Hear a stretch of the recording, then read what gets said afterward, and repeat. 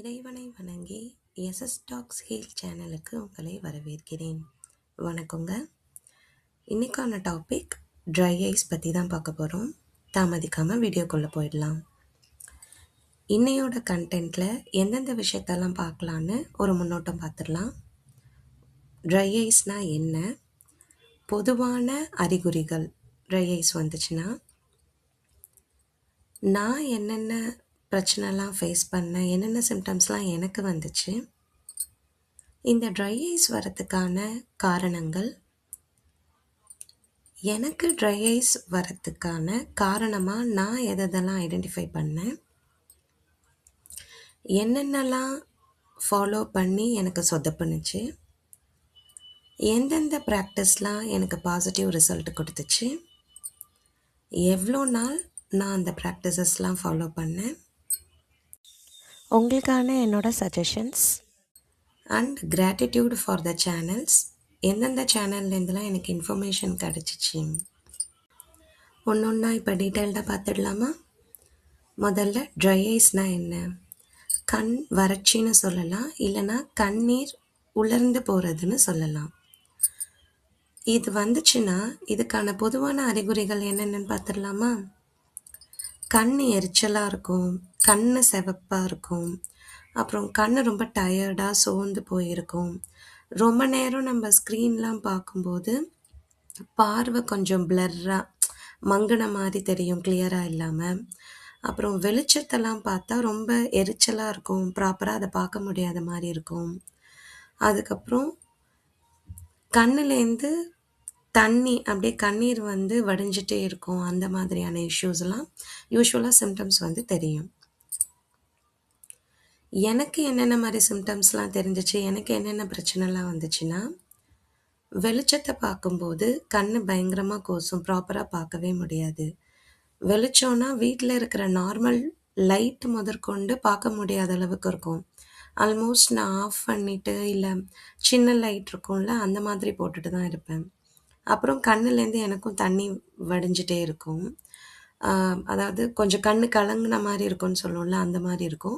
அப்புறம் கண் ரொம்ப டயர்டாக இருக்கும், ப்ராப்பராக எதையுமே கண்ணை முழிச்சு பார்க்குற மாதிரி இருக்காது. இந்த மாதிரி ரொம்ப நான் இப்போ சஃபர் ஆகிட்டு இருந்தேன்.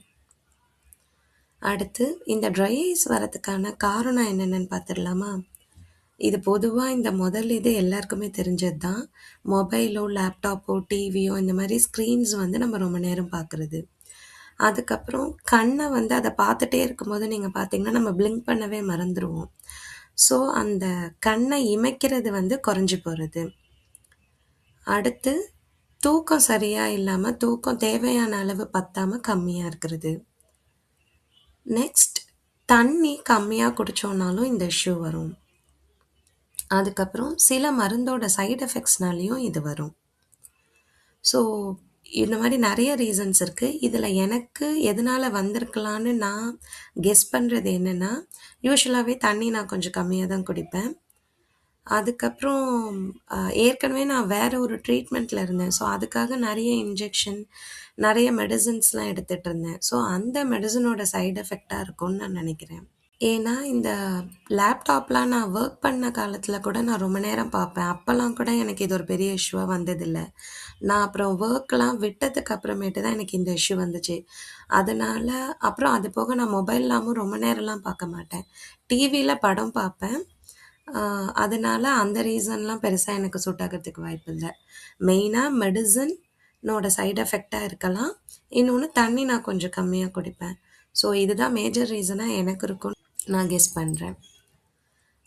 அடுத்து என்னென்ன அப்ரோச்லாம் நான் ட்ரை பண்ணேன், எதெல்லாம் எனக்கு ஒர்க் அவுட் ஆகாமல் சொதப்புனுச்சுன்னா, ஆஸ் யூஷுவல் கண்ணு பிரச்சனைனாலே நம்மளுக்கு ஞாபகம் வர பெரிய ஹாஸ்பிட்டல்ஸ், ஈவன் உங்களுக்கு எல்லாருக்குமே ஞாபகம் வர பெரிய ஹாஸ்பிட்டல்ஸ், ஒரு 2 ஹாஸ்பிட்டல்ஸ்க்கு ஐ செக்கப்புக்கு போனேன். அவங்களும் ட்ராப்ஸ் கொடுத்தாங்க, ஃபாலோ பண்ண, ஒர்க் அவுட் ஆகலை. சரி ஓகே, பெரிய ஹாஸ்பிட்டல் தான் இப்படி இருக்குன்னு சின்ன கிளினிக், ஐ கிளினிக் என் ஃப்ரெண்டு சொன்னாங்கன்னு வீட்டுக்கு பக்கத்துலலாம் இல்லை, பஸ் ஏறி ட்ரெயின் ஏறி போகிற அளவுக்குலாம் கூட தேடி பிடிச்சி போய் பார்த்து, ஏன்னா அப்போ எனக்கு ப்ராப்பராக பார்க்கவே முடியாது, ரொம்ப கண்ணு கூசுன்னு ஃப்ரெண்டெல்லாம் வர சொல்லி அவங்க துணையோடலாம் போய் பார்த்துட்டு வந்தேன். அதுவும் ஒர்க் அவுட் ஆகலை.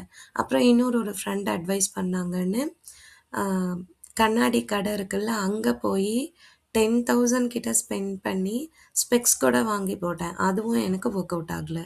ஸோ இதெல்லாம் தான் நான் பண்ண சொதப்பல்கள். நெக்ஸ்ட் நான் என்னென்ன ப்ராக்டிசஸ்லாம் ஃபாலோ பண்ணேன்னா, ஐ எக்ஸசைஸ், ஐ வாஷ், அப்புறம் ஒரு ஈர துணியை எடுத்து ஒரு கர்ச்சிஃப் ஆர் ஒரு சின்ன கிளாத்தை எடுத்து அதை தண்ணியில் நனைச்சி அதை மடித்து கண்ணு மேலே வர மாதிரி அப்படியே ப்ளேஸ் பண்ணி ஒரு 2 to 5 minutes அப்படியே படுத்திருக்கணும். ஸோ இந்த மாதிரி ஒரு 2 to 3 times a day வந்து பண்ணுவேன். இப்போ இதை பற்றி ஒன்று டீட்டெயில்டாக இன்னும் கொஞ்சம் பார்க்கலாமா? ஐ எக்ஸசைஸ்னால் ஒன்றும் இல்லை, நீங்கள் ஏதாவது ஒரு இடத்துல கம்ஃபர்டபுளாக உட்காந்துக்கோங்க. ஒரு நாளைக்கு ஒரு வாட்டி செய்யலாம். கம்ஃபர்டபுளாக உட்காந்துக்கிட்டு உங்கள் முகத்தை கிளாக் மாதிரி நினச்சிக்கோங்க. கிளாக் வைஸாக ஒரு தடவை கண்ணை மட்டும் சுற்ற போகிறோம், திரும்ப ஆன்டி கிளாக் வைஸாக ஒரு தடவை சுற்ற போகிறோம். ஸோ இப்போ நேராக உட்காந்துக்கிட்டு உங்களோட நெத்தி பகுதி 12 அப்படின்னு வச்சுக்கோங்க. உங்களோட தாடை பகுதி 6, அப்புறம் உங்களோட ரைட் இயர் வந்து 3, உங்களோட லெஃப்ட் இயர் வந்து 9. இது வந்து கிளாக் வைஸாக சுற்றும்போது உங்களோட ஐபாலை நெத்தி தான் 12ன்னு சொல்லிவிட்டு அங்கேருந்து ஸ்டார்ட் பண்ணி ஜஸ்ட் ஐபாலை மட்டும் அந்த 1 2 3 அப்படியே பார்க்குற மாதிரி பண்ண போகிறோம். ஃப்ரண்ட் கேமராவில் ரெக்கார்ட் பண்ணதுனால உங்களுக்கு ரைட் லெஃப்டாகவும் லெஃப்ட் ரைட்டாகவும் தெரியலாம். அதனால் நீங்கள் அது கன்ஃபியூஸ் ஆகிக்காதீங்க. ரைட் டு லெஃப்ட் ஒரு rotation, left to right another rotation, அவ்வளோதான். ஸ்டார்ட் பண்ணலாமா? 12, 1 2 3 4 5 6 7 8 9 10 11 12. திரும்ப இப்போ ஆன்டி கிளாக் வைஸாக அதே மாதிரி 12 11 10 9 8 7 6 5 4 3 2 1 12. இதுதான் ஐ எக்ஸசைஸ். அடுத்து ஐ வாஷ். ஐ வாஷ்னால் என்னென்னா, நீங்கள் உங்கள் வீட்டில் இருக்கிற ஒரு சின்ன கிண்ணத்தையே எடுத்துக்கலாம். அதில் வந்து நல்ல தண்ணியை, குடிக்கிற தண்ணியை ஃபில் பண்ணிவிட்டு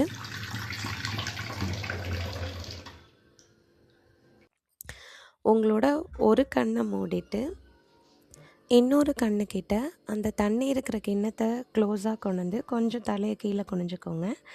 அந்த கண்ணை தண்ணியில் படுற மாதிரி வச்சுட்டு 10 times பிளிங்க் பண்ணணும். இந்த மாதிரி வலது கண்ணில் 10 times, இடது கண்ணில் 10 times செய்யணும். இதுதான் ஐ வாஷ். அதுக்கப்புறம் வெட் கிளாத் பற்றி ஏற்கனவே சொல்லிட்டேன்ல, எய்தர் கர்ச்சிஃப் இல்லைனா ஒரு சின்ன துணி மாதிரி எடுத்துக்கோங்க.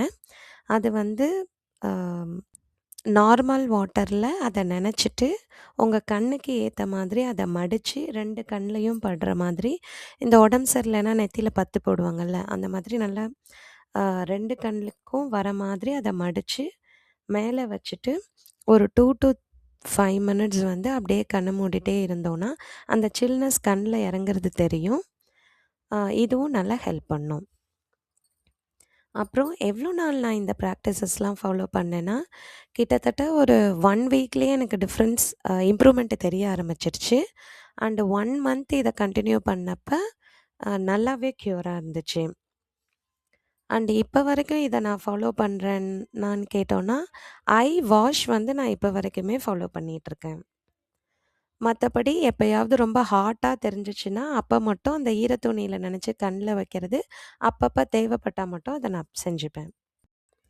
என்னோடய எக்ஸ்பீரியன்ஸ்லேருந்து நான் உங்களுக்கு சஜஸ்ட் பண்ணுறது என்னென்னா, இதுவுமே பித்தா தோஷாவோட சம்மந்தப்பட்டது. சொல்லியிருக்கேன்ல ஏற்கனவே, வாதம், பித்தம், கபம், இந்த 3 தான் தமிழ் மருத்துவ பேசிஸில் நம்மளுக்கு வர எல்லா பிரச்சனைக்கும் காரணமாக இருக்கும்.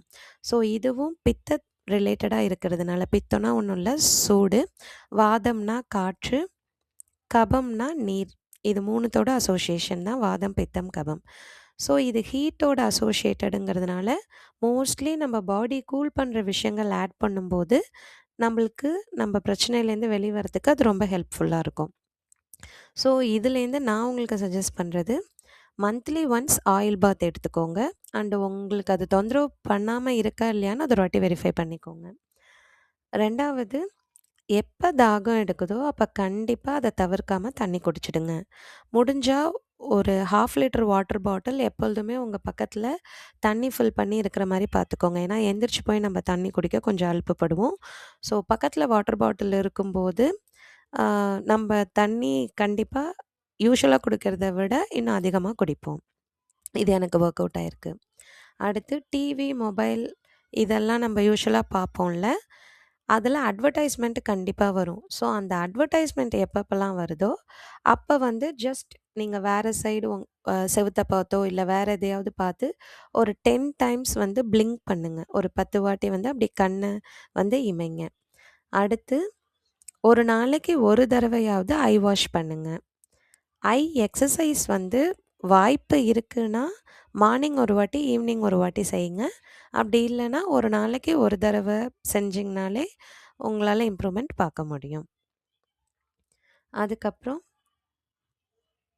இப்போ கிராட்டிடியூடு. ஸோ இதில் நான் ஷேர் பண்ணியிருக்கிற ப்ராக்டிசஸ் வந்து நான் ரொம்ப அதிகமாக வந்து கற்றுக்கிட்டது வந்து ஹீலர் பாஸ்கர் சார் அந்த சேனலில் அவங்க ஷேர் பண்ண வீடியோலாம் பார்த்து தான் முதல்ல நாலேஜ் கெயின் பண்ணிக்கிட்டேன். அப்புறம் இந்த ப்ராக்டிசஸ்லாம் இம்ப்ளிமெண்ட் பண்ணேன். ஸோ இந்த டைம் வந்து நான் அந்த சேனலுக்கும் அவருக்கும் நன்றி தெரிவிச்சுக்கிறேன். இன்றைக்கான கோட்: இழந்த பின் புலம்பி பயனில்லை, அக்கறையுடன் பார்த்து கொள்வேன் பெற்றவைகளை, ரசிக்க மட்டுமல்ல அன்றாட பணிகளுக்கே கட்டாயம் என் இரு விழிகளின் சேவை எனக்கு தேவை. உங்களோட கேள்விகளையும் கருத்துக்களையும் கமெண்ட்டில் சொல்லுங்கள்.